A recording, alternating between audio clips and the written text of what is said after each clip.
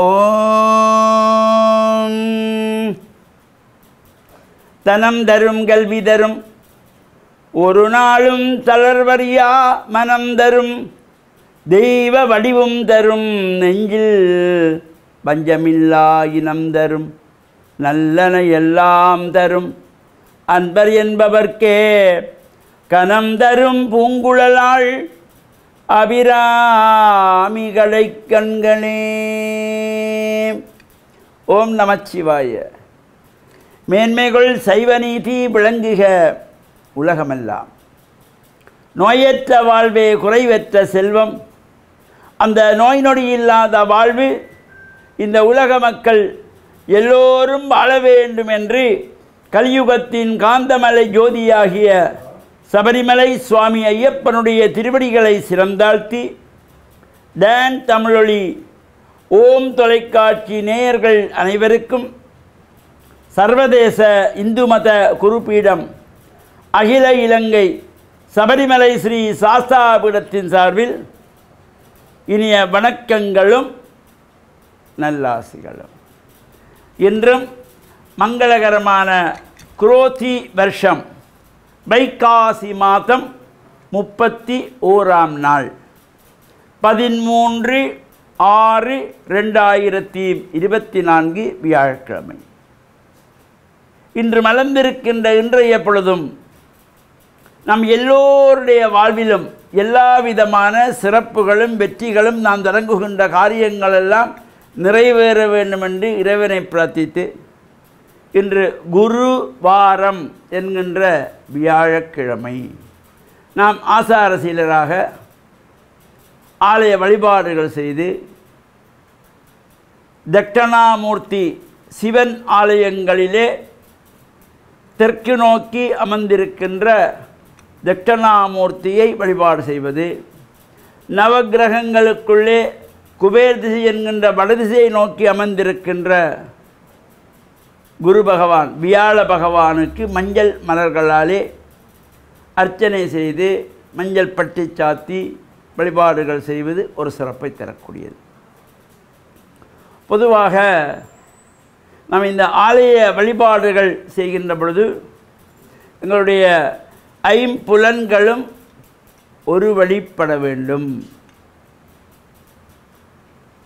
இறை வழிபாடு நாம் செய்துகின்ற பொழுது கை மட்டும் கூப்பிய வண்ணம் இருந்தால் எந்த பிரயோசனம் கிடைக்காது. புலன்கள் ஐந்தும் ஒரு வழிபட வேண்டும். கண்கள் இறைவனுடைய அலங்கார காட்சிகளை காண வேண்டும். காதுகள் இறை நாமாக்களை, தேவார திருமுறைகளை, பன்னிசைகளை, வேத மந்திரங்களை, நாது தவில் இசைகளை, காண்டாமணியினுடைய ஓசையை இந்த காதுகள் கேட்ட வண்ணம் இருக்க வேண்டும். மனம் இறைவன்பால் செலுத்த வேண்டும். கரங்கள் கூப்பிய வண்ணம் இருக்கின்ற பொழுது இந்த நாசியானது இறைவனுக்கு செய்யப்படுகின்ற அபிஷேக திரவியங்களுடைய வாசனைகளை, மலர் மாலைகளிலிருந்து வருகின்ற வாசனைகளை நுகர வேண்டும்.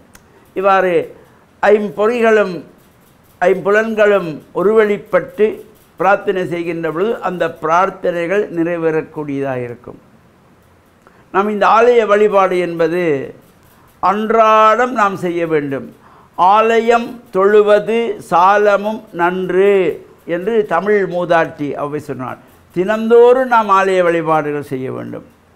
அவ்வாறு நமக்கு தினந்தோறும் செய்ய முடியவில்லை என்றால் சிறந்த நாட்கள் வெள்ளிக்கிழமை, செவ்வாய்க்கிழமை, பௌர்ணமி நாட்கள், விரத காலங்கள், இவ்வாறு விசேஷமான நாட்கள், ஒரு ஆலயத்திலே உற்சவங்கள் நடைபெற்றால் அந்த 10 தினங்கள், கும்பாபிஷேகம் நடைபெறுவதாக இருந்தால் அந்த கும்பாபிஷேக நிகழ்வுகள், இவற்றிலெல்லாம் நாம் கலந்து இந்த இறை பிரார்த்தனைகள் செய்கின்ற பொழுது நாம் அன்றாடம் செய்கின்ற பாபங்களெல்லாம் விலகி இறைவனுடைய கருணையினாலே வாழ்வில் உயர்வுகளை எல்லாம் பெற்று பேரானந்த பெருவாழ்வு வாழ்வதற்கு இந்த இறை வழிபாடு மிக மிக முக்கியமானது.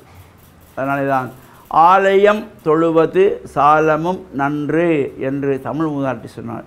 இதை நாம் ஆலய வழிபாடுகளை செய்து இறை பிரார்த்தனைகளில் ஈடுபட்டு இறையருளை பூரணமாக பெற்று மண்ணில் நல்ல வண்ணம் வாழ டான் தமிழொலி ஓம் தொலைக்காட்சி நேயர்கள் அனைவருக்கும் சர்வதேச இந்து மத குருபீடத்தின் சார்பில் நல்ல ஆசிகளை கூறிக்கொள்வதில் மனமகிழ்வு கொள்கிறோம்.